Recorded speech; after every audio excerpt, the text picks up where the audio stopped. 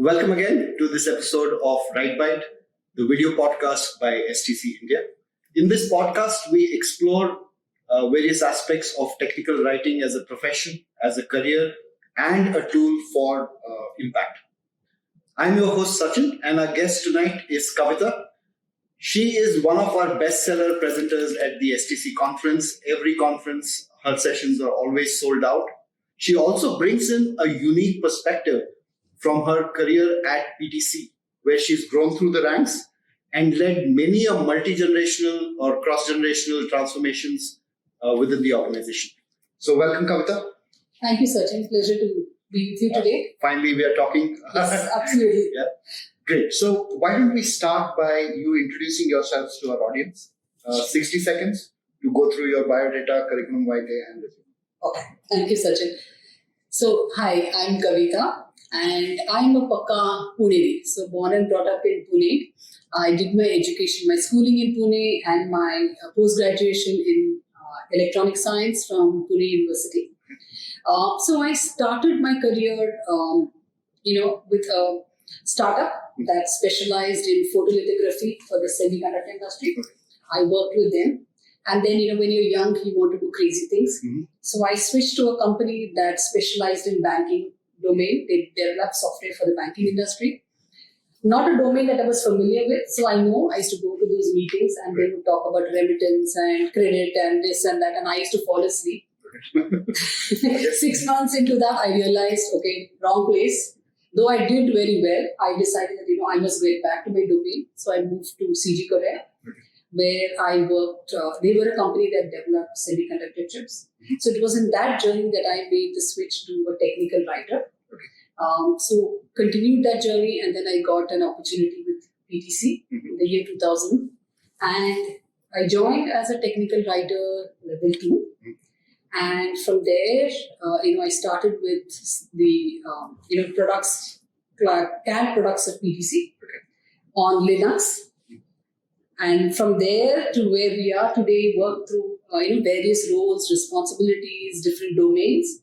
And today I lead the global user assistance team at PTC with teams in Pune, Boston, Exton, Israel, and some places in Europe.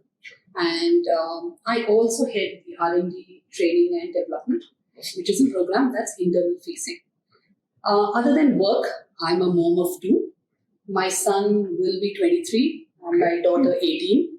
So, it's been a great experience working full-time as well as being a full-time mom and taking care of home. But I think, really thank God and a lot of my mentors, PDC and a lot of my friends, colleagues and family, most importantly, who've helped me through this journey. Awesome. I have to get you to commit to a dedicated session about your journey and your career. Absolutely. Okay, excellent. I know you have a big fan base within the STC community and with so many writers having worked with you through the years. Tell us one thing which none of them know about you. Okay, so I think, going by my name, a lot of people, initially people think that, okay, I'm probably Maharashtrian, but I'm actually South Indian married to a Maharashtrian. So I speak 5 different languages: English, Hindi, Marathi, Tamil and Malayalam. Oh, fantastic. Okay. And I'm also a complete outdoor person. So, when I'm not busy with work or home, I also run. So Mumbai Marathon is my favorite event and I do participate regularly in events in Mumbai. More power to you. Excellent. So, it's the 25th year of STC and we have our conference coming up. The theme is to reflect on the 25 years journey that we've had and also look at the next 25 years and see what we're going to do. So from all of your experiences and perspective, how would you summarize the journey so far for tech writing in India? Okay. When I started my career, I remember in 96, 97, 98, I remember tech writing industry in India was in its nascent stage. I remember those days when we used to have our twin meetups, when, I would say the same culprits would come together Yeah. every week. And I know at that time, the point of discussion used to be, oh, what are the roles and responsibilities of a tech writer? Sure. How do we get other teams to take us seriously? Those were the kind of worries or questions in our mind. And if you told anybody, oh, I'm a tech writer or I'm joining as a tech writer, they would say, oh, you are the person who formats in Word. Or you are the person who creates Word templates. I think that was the impression that people had about technical writing. And then I've seen how there's been this transformation where we are a thriving community today.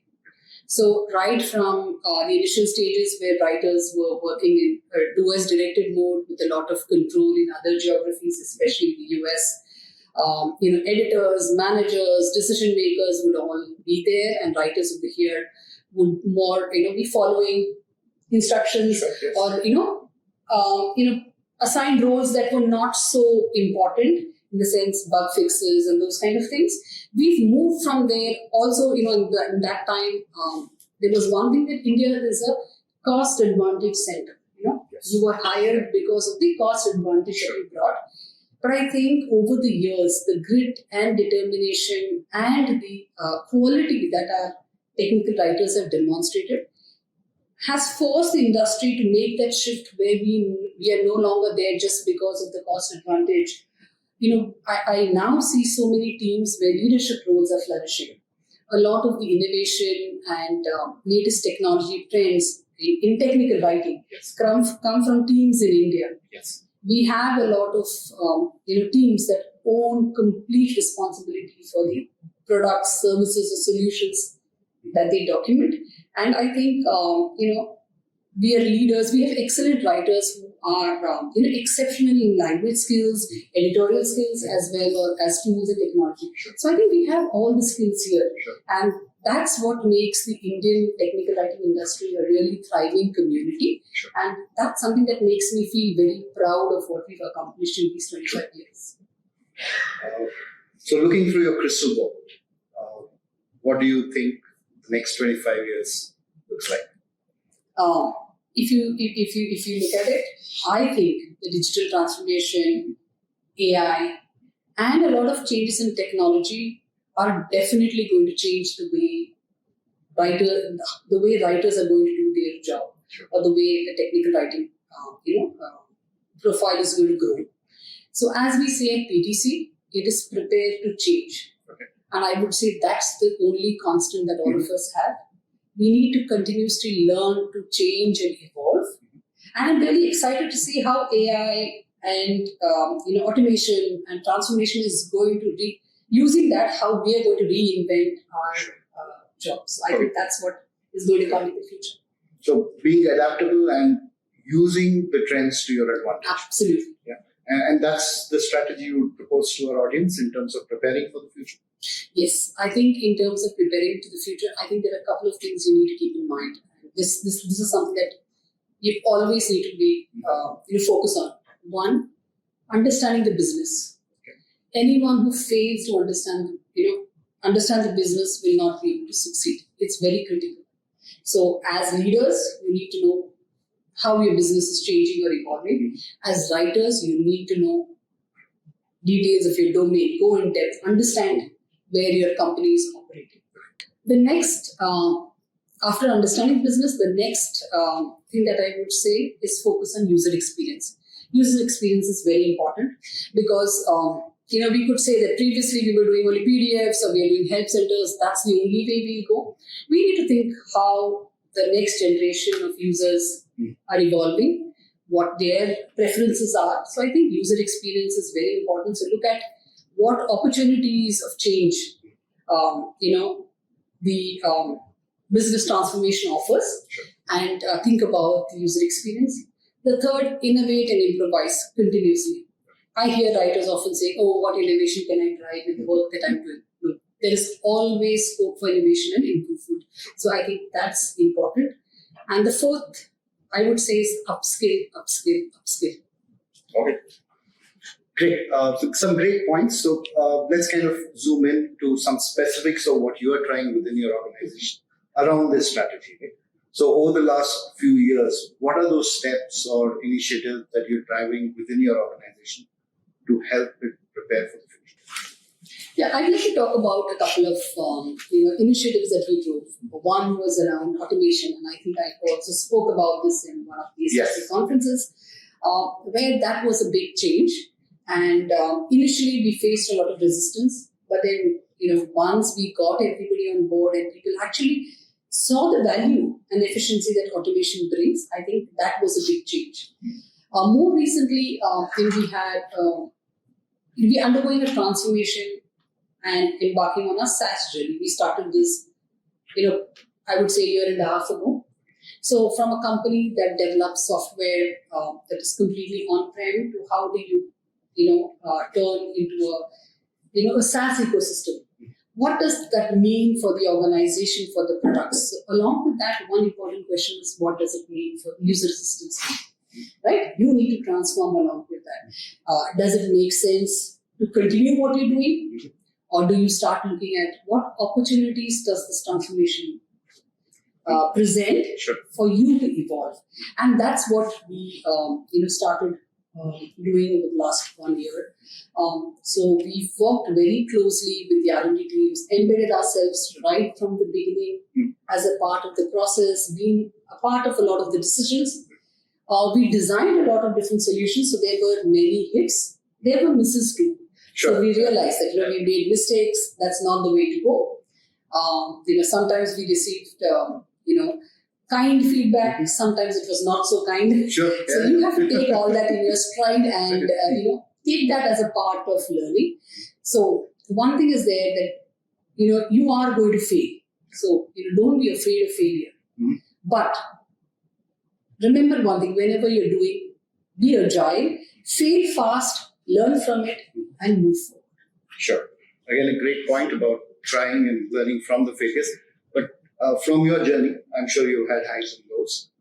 Could you share a few examples, more specifics about that high and low from all the experimentation that you do? Okay.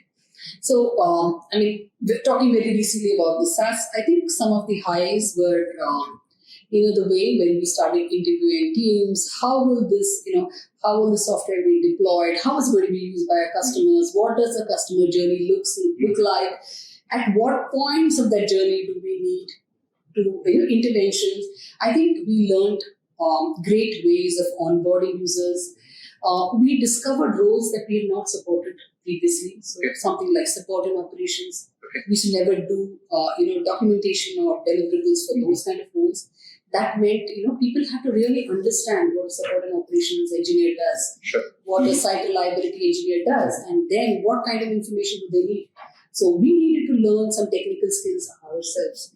And what I really think was a high is that we have some exceptional writers who got on board quickly, and we ensured that we were able to define these personas and deliver, to begin with POCs, and then, actual production-worthy content for these personas. So I think these were some of the highs of our experiments. Lows, I won't say they were lows, but they were definitely challenges. See, when you go through any kind of transformation, the one thing is that, your regular deliverables don't stop. So while you are doing your regular work, you also need to carve out time for this research and innovation and change, and it's not easy. You need to do this for English, you need to take into consideration localization. There are so many aspects in the ecosystem. And I think juggling that is a challenge. The other challenge was, I think, because of the pandemic, we were still bringing people back. Everyone's working remotely. People are attending multiple Scrum teams. They're doing this additional work. So a lot of burnout, mental fatigue. I think these are also challenges that are not so visible, but they are there. And as leaders, we need to learn to address them. So if I were to summarize the key learnings from your own experimentation, one is to adapt to whatever is required. Right? One is to truly understand the user and their requirements. Keep experimenting. Absolutely. Right? And there will always be things like work and other pressures, but you have to learn to find time to innovate. Absolutely. Yeah. Perfect. Good. So that brings me to the next round, for which I need my machine gun. Okay. This is the rapid fire round. I get to ask you a few questions about your favorites and opinions. You can't pass the question. Okay. You have to answer all of them. We have about 3 minutes. I'd appreciate a direct answer, and you answer the question. Okay? All right. What is your favorite quote? By APJ Abdul Kalam. Dreams are not those that you see while sleeping. They are the ones that don't let you sleep. Perfect. Which is your favorite book? Oh, I love to read. So anything, I can you wrap a vada pav and give me, I will even read the paper, Okay. the paper in which it is wrapped. Okay. So I love reading and classics, fiction, non-fiction, humor. In humor, I love P.G. Woodhouse. And currently I'm reading the Phoenix Project. It's about lean agile methodology. Excellent. Who is your go-to person for career guidance? Okay, so I've been fortunate to have a lot of good mentors in my journey, within PTC and outside. So many of them. But most importantly, I think my husband, Sudhir, is my friend, guide, mentor. So I know it's a punching bag at home. So when you need anything, I think I go to him, discuss. And I may not follow his advice, but that's still the sounding board. Okay. That's another big discussion. 3 leaders that you appreciate the most within the Indian tech writing community. I think within the Indian tech writing community, there are a lot of leaders whom I respect and look up to. I enjoy talking to them, listening to their conversations. So I think I would say Rajiv, Paresh, yourself, Sachin. I would also say Aruna and I think Mugdha Kulkarni. And of course, there are leaders with whom I've worked within PTC. So I would say Maria, Ashwini. I think they're really examples of good leaders. Okay. What are the top 3 personality traits that you look for when hiring tech writers? 3 things that I look for, curiosity, ability to very easily articulate the work that they've done, and talk about things in depth, not just throw jargons, but articulate very well what they've actually done and learned in their journey. All right. 3 technical writers you consider the best that you work, or otherwise. Yeah. Okay. Okay. It's very difficult to pick 3 because I think this is a shout out to my entire team at PTC. Okay. I think awesome guys. I haven't met such writers who are so dedicated and committed in whatever they do. So, and of course, I think in these 24 years, or I've been 27 years in this industry, so I think I've met an amazing set of writers. Okay. So you didn't name anybody. My format requires you to name people, not for any reason of ranking or anything, but let's say you say, okay, be like Abdul Kalam. Okay. Okay. I have a name. I have a person. I know what personality traits they might be exhibiting. So it helps me connect better to why a leader like you might be ranking somebody out there. Right? So if you can give us some names. So I would say Pragya Sonamne. I would say Maria Matris. I would say Sangeeta Raghu. Okay. I would also say, Karishma Girish. I would say Anuja Jain, Ruja Mahajan. So Awesome. We got more than our 3. Okay. The most common mistakes that we do in tech writing. I think the most common mistakes, and this is something that I've spoken to so many people, I think they've been hung up with their tools and processes. Right. When somebody comes to me and says, why are you looking for a job? What is it that you're looking for? Oh, I'm looking at working on a different tool. I'm saying, no. That's a big no. See, tools and processes are only a way of facilitators to do your job. But I think technical writers need to think beyond that. So. Great. Another pet peeve of mine, that one. Okay. One thing that you would like to change about tech writing as a function or profession? Okay, that's a tricky one. One thing that I would like to change, I would like to change this image that we have of writers being there to just take things and do things in a towards directed mode, or the product owner wants this, or the TPM wants this, or product manager wants this. That is why we are doing it. I really would like to change that image or impression to more of we own this, and that is why we are doing it in a certain way. So I think that's something that I definitely want to change. The next three questions you'll get to hear in every tech writer gathering these days. First one, will AI or ChatGPT steal our jobs? No. Second one, should first-line managers write? I would say yes, they should. If you want the why for that, I'll also tell you. See, especially when a technology-heavy domain, a first-line manager is responsible for, I would say, growth of their writers, especially in early career. So at that point, if there's a disconnect, the first-line manager does not understand what the team is doing or writing, I think that it's very difficult to coach and mentor teams. So I think that's why I think they should write. Last one, do designations matter? In the Indian cultural context, I think definitely, because the way our society is structured, if you've been working for a company for 5 years, and you're still, a level 1, people will, imagine or think that, you're not so good or not successful. So in an Indian context, designation is somewhere related to success. And so I think that matters. It is a tool to motivate and keep your teams engaged. Very nice perspective on that one compared to all the answers I've heard before this one. Excellent. So all good things must come to an end, and our format dictates that we start to wind up. So 3 things before we close tonight, right? First one, what would be that one significant thought that you want our audience to take away from this conversation today?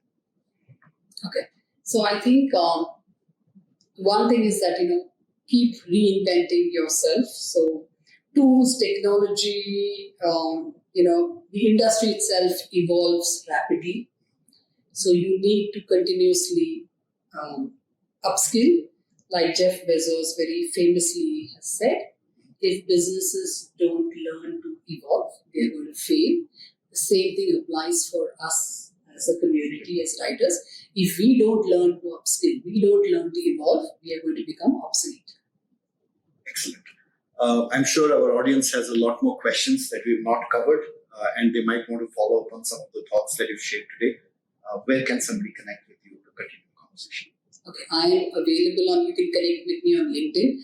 Pardon me if I don't respond immediately, because I don't check LinkedIn, on a daily basis, but definitely I will connect and make an effort to, respond. Sure.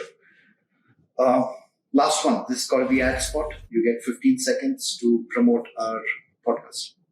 Okay. Everyone, thank you for tuning in. This is an exciting year, the 25th year of the STC. And so please tune in and be a part of all the activities that we're conducting. And we would love to meet all of you at the conference in June. So please be there, and looking forward to interacting with all of you. Thank you. On that note, thank you, Kavitha, for joining us today. And thanks to everyone listening in on this. We'll see you the next time. Bye-bye. Thank you, Sachin. Thank you.